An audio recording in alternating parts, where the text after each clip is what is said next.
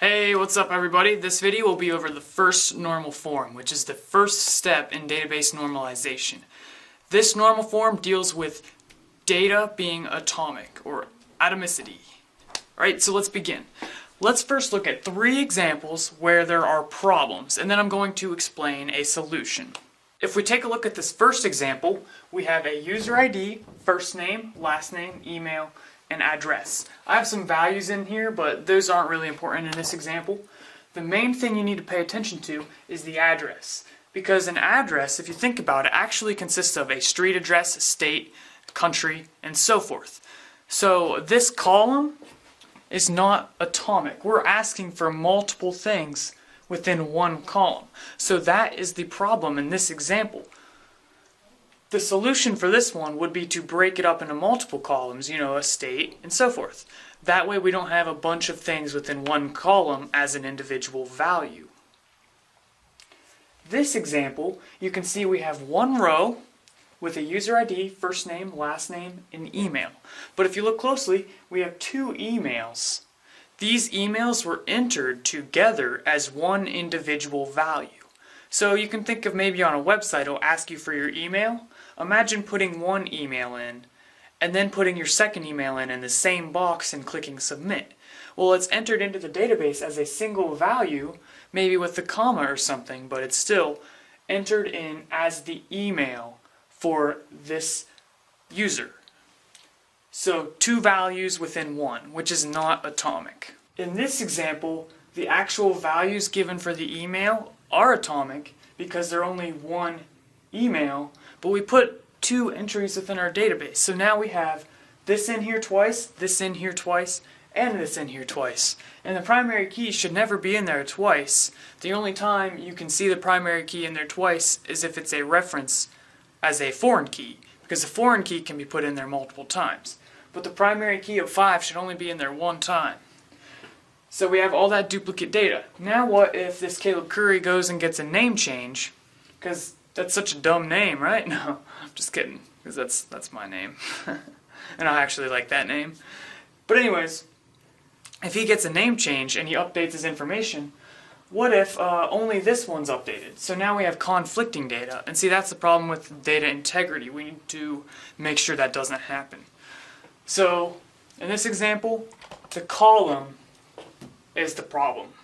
In this example, the values for the row is the problem, and in this example, the values for the row is the problem. So these basically have the same problem. How do we figure out the solution? Well, let's take a look over here, and as you can see, there is no solution. So yeah, guys, thanks for watching.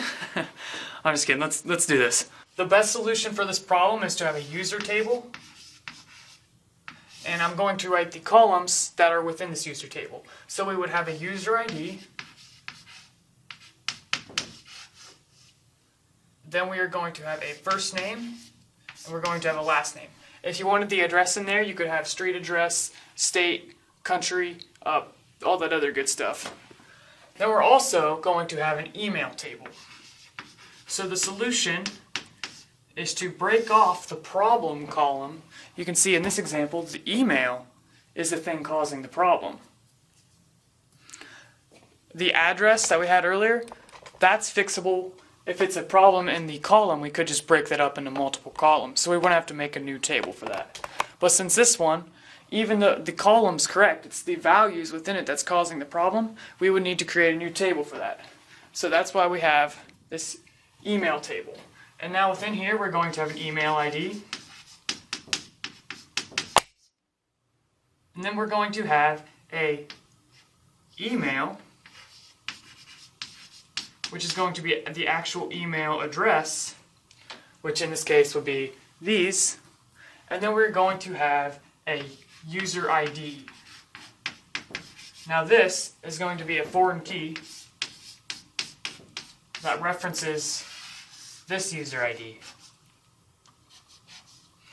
the primary key of the user table. Now, if we wanted to put 2 individual emails, we could have rows within this email table. Let's spread out the email table and see what it might look like. Here's what the email table might look like. We would have an email ID, which is just a randomly generated number for each email. 608's fine. And then the email, that's going to be the actual address of the email, so we could have this. I'll try to make it just as bad as handwriting. Perfect. Then the user ID of who owns that, which in this case would have been 5, because 5 was the ID that was used for this user. This would be our first row. Then we could have another row, and it'd be a new email, so we'd have a new email ID. It'd be a different email. We would use this one this time. And I'm going to make that beautiful handwriting that you guys love. There we go. And then the user ID for that would also be 5. Now, this repeating value is okay. This repeat right here, this is okay because this is a foreign key. And multiple emails are allowed in this situation. This email ID, this is not okay to repeat because each individual number should be a separate email because this is the primary key of the email table. Now when we look back at the user table, we don't have any repeating data because we're only going to have a user ID such as 5, first name, Caleb, and a last name, Curry. And there's no need to make a repeating row because we have all the information we need without having any problems. If we change the name, we would just update this, keep the same ID, change this to whatever we name ourselves or whatever the person names themselves. So there you go, everybody. That's first normal form. And I'll see you in the next video where we will be discussing second normal form. Peace out.